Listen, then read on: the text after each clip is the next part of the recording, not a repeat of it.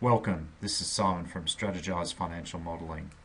Today I'm going to present a strategic plan of your company's financial statements.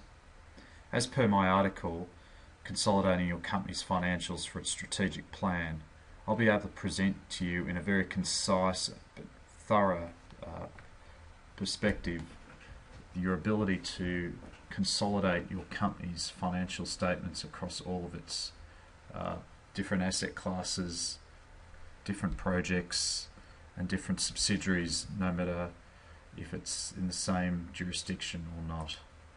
I'll firstly take you to the table of contents, assumptions, the general historical and budget outputs, the forecasted output sheets, and then the comprehensive strategic financial statements of your company.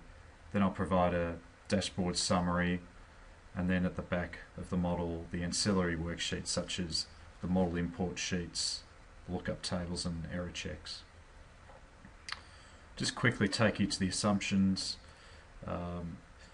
This is going to be a yearly model, so we're going to be having periodicity of an annual nature, and we're going to be starting on the 1st of July 2009.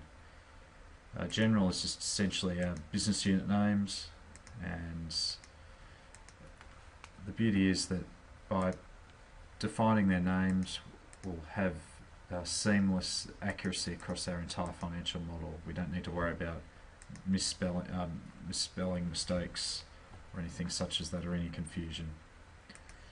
Finally, the forecast assumptions is one of the detailed areas of the model, and it just depends up to you how much detail you want to go into. As you can see, I've varied the revenue growth across different years by different business units, and then down as per the expenses, and then into the working capital assumptions such as debtor days. And as you can see, it's a very comprehensive and detailed spreadsheet this provides, but the beauty is once it is established, your company will be able to update its financial numbers or even be able to recast its growth forecasts to suit executive and management needs. We'll go to the outputs, and the actual and budget statements.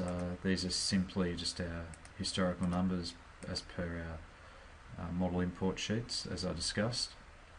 I'll just quickly brush through these. So, for example, as we can see for Ontario Energy, for the 2010 year,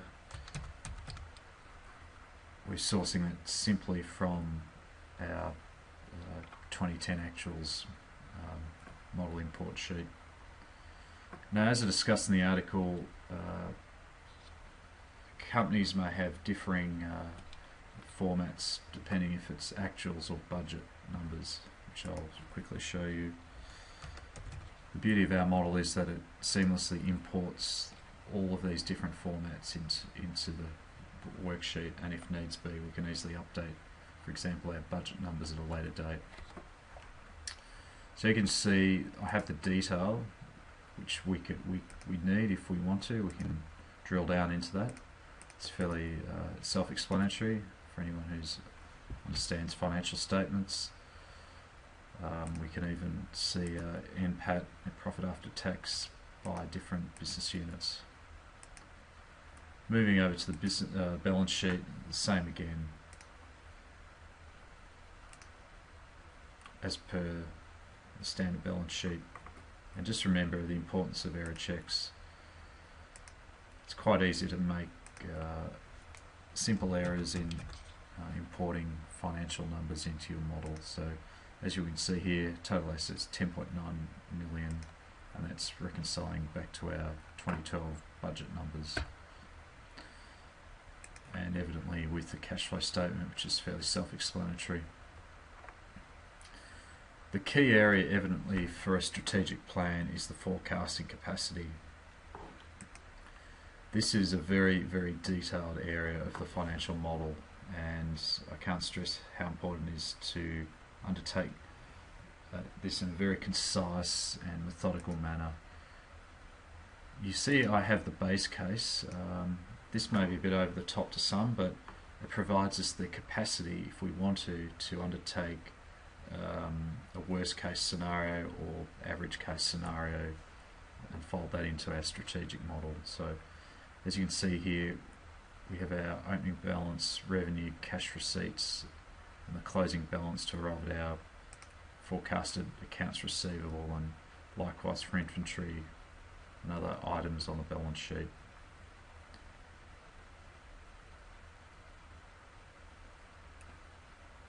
So these then feed into our comprehensive income statement. So I'll take you firstly to revenue, and obviously for the 2011 that's actual numbers, so we want to only see the actual from the actual worksheet. However, for our 2013 number for Ontario Energy, for example, that's actually going to be being driven from our growth forecasted percentage on our forecasted assumptions worksheet. This is standard and uniform across our entire strategic forecast model. So for example, in 2015 for Waterloo Power, we're taking the previous year and growing that for forecasted purposes of 1.5%. Now, it seems rather detailed as I've discussed, but the beauty of Excel is that we can easily group it up, and financial model users can decide as to how much detail they want to see behind the financial statements. So we might want to see the different interest expenses, for example, of our different business units, or simply just our net profit after tax, which we can see here. So as we can see, we're achieving fairly stable net profit after tax over revenue across the forecasted years. This in turn feeds into the balance sheet, and as again, for example, inventory.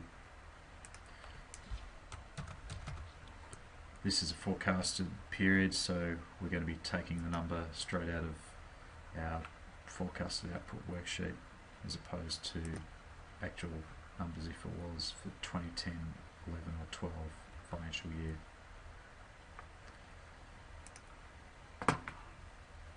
As you can see, it is very comprehensive, and it certainly would be advisable to get a second set of eyes to look over your strategic financial model at completion, just to essentially get a draft response from one of your peer reviewers. In turn, obviously, our cash flow statement, which is driven from these income statement and the balance sheet. Once again,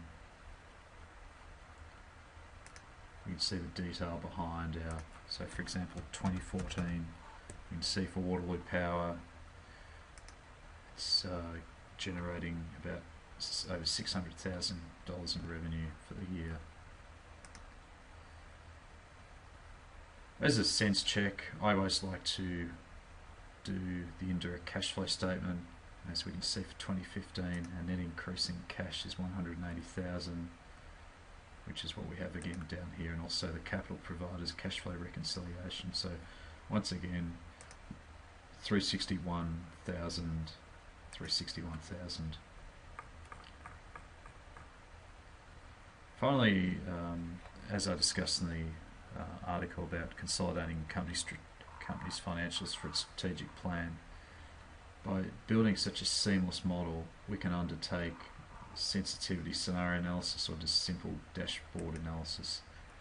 So for example here, I'm assessing the budget numbers for 2012 against the two previous years, and the beauty is the waterfall chart. It shows how we're tracking and what items are naturally accretive and which items are more dilutive.